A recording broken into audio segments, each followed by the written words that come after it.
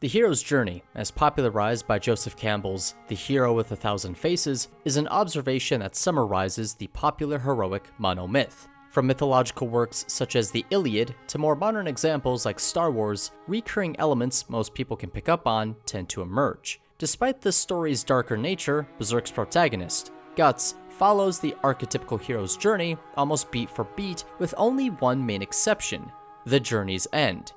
Hello everyone, I'm BooFire191, and welcome to How Berserk Twists the Hero's Journey. Few stories, if any, put much emphasis on a particular part of the hero's journey, the transition from the unknown world back into the known world. In a way, Berserk has spent most of its time here, resulting in a unique spin on traditional storytelling I find rather compelling. This, no doubt, sounds a bit strange, so let me explain. Come the most recent point in the manga, Guts has followed the hero's journey to its near completion about 3 times, and is following it again for a 4th. To understand where I'm coming from, let's take a look at the 10th, 11th, and 12th steps of Campbell's journey: Apotheosis, the ultimate boon, and refusal of the return. Apotheosis is the point where the hero reaches a realization and achieves some sort of greater understanding. They are armed with new knowledge or an outlook on life that prepares them for the most difficult part of their journey. The ultimate boon, on the other hand, is the point where the hero is granted the goal of their quest, something which the journey unto itself prepared the hero to receive. Finally, refusal of the return is the point where the hero does not want to bestow the boon gained through their ordeal onto his fellow man, instead choosing to stay in the quote-unquote unknown world after finding bliss and enlightenment. Though each step of the hero's journey isn't guaranteed to appear across every story, remember, this stems from an observation of a pattern. There can be exceptions. The 3 steps in question show up numerous times in Berserk and mark critical moments that change everything. Moments which indicate the end of one journey and the beginning of the next. Throughout Berserk, Guts reaches apotheosis on at least 2 occasions, and fundamentally changes into a stronger individual. The first instance of this occurs during the Golden Age, and the second at Conviction.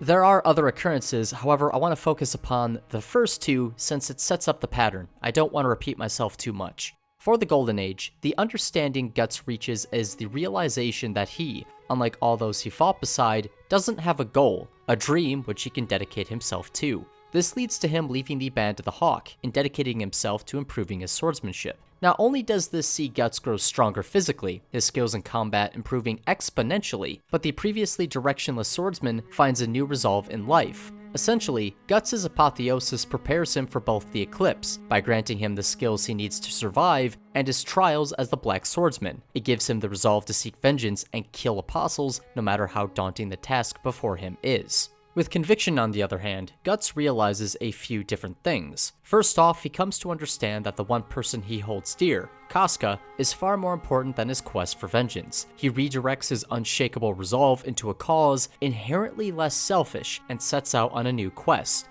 Bearing that in mind, Guts also realizes that he has limits. He can't do everything himself and needs help. This results in him opening up and accepting the aid of others, setting the stage for the current point in the manga. Like the Golden Age, Guts' apotheosis in Conviction grants him new insight which prepares him for the long road ahead. Both of these instances then lead to the ultimate boon of each respective journey, albeit in a different form than Campbell describes. Instead of being the final goal of the quest overall, the ultimate boon in regards to Guts is the payoff of his apotheosis. For the Golden Age, this comes in the form of the Dragon Slayer, a weapon forged by a man Guts would have never met unless he left the Band of the Hawk to pursue his own dream. A weapon which embodies how far the character has come, both physically and mentally. Without the dedication to improve himself, and the drive to face off against apostles, Guts would have never been strong enough to wield the slab of iron, let alone survive long enough in hell to do so. Coincidentally, if Guts never grasped the hilt of the Dragon Slayer, his quest for vengeance would have probably ended before it began. He wouldn't have had the borderline inhuman weapon to fell inhuman monsters. The ultimate boon for Conviction, however, are the allies that join Guts on his quest. Not only is said quest completely different from the one Guts set out on initially, killing apostles, but it is one the Black Swordsman cannot complete alone, as shown with his near-failed attempts to do so. If Guts never came upon this realization, if he hadn't changed as much as he had, he would have turned the others away and no doubt failed what he set out to do. What makes Berserk unique in regards to Apotheosis and the Ultimate Boon comes down to the staying impact these two aspects have on the story as a whole. We get to see the prolonged consequences of these elements and the dynamics they add to the story, unlike most pieces of fiction where we don't get much time to see this because they occur at the end of the story. This alone doesn't twist the hero's journey, however. That's where the next step comes in. Refusal of the Return marks the beginning of the Return, and is the transition from the unknown world back into the known world. Traditionally, the refusal is a conscious choice made by the hero. However, this isn't the case for Berserk. During the Golden Age, Guts crosses a threshold from the known world, the mundane, into an unknown world as he battles Nosferatu Zod for the first time. He comes to know the existence of apostles, and he's warned about Griffith, setting the stage for the eclipse, an event, or rather its aftermath, that sees Berserk's first refusal of the Return. The brand of the sacrifice, very literally, traps Guts within the unknown world of apostles and bars him from truly returning to the known world of the mundane. This, in turn, forces the Black Swordsman to become a part of said unknown world, making it known. Where the twist comes in, however, is what follows. The setting doesn't remain in a state of stagnation after the eclipse. It, too, crosses the threshold into the unknown world of apostles, as the servants of the God Hand begin messing with, en masse, regular folk. As odd as it sounds, Guts becomes the archetypical mentor figure for those who are forced to cross the threshold, as seen in The Black Swordsman with Vargas, Lost Children with Jill, and Conviction with a whole host of different characters. Under normal circumstances, these individuals probably wouldn't have followed the hero's journey. However, since the known world of the mundane is changing into the known world of apostles, they have no choice. Guts' otherworldly knowledge, and the strength which stems from his apotheosis, as well as his ultimate boon, make him a larger-than-life figure who is able to guide others in a similar vein to Gandalf during the Lord of the Rings. It's a dynamic that, though alluded to, we don't see play out all that often because it happens after the story ends. Having said that, though Guts now acts as an, admittedly, unwilling mentor to those he encounters, he is still a hero. He is still the hero. He's still following the hero's journey.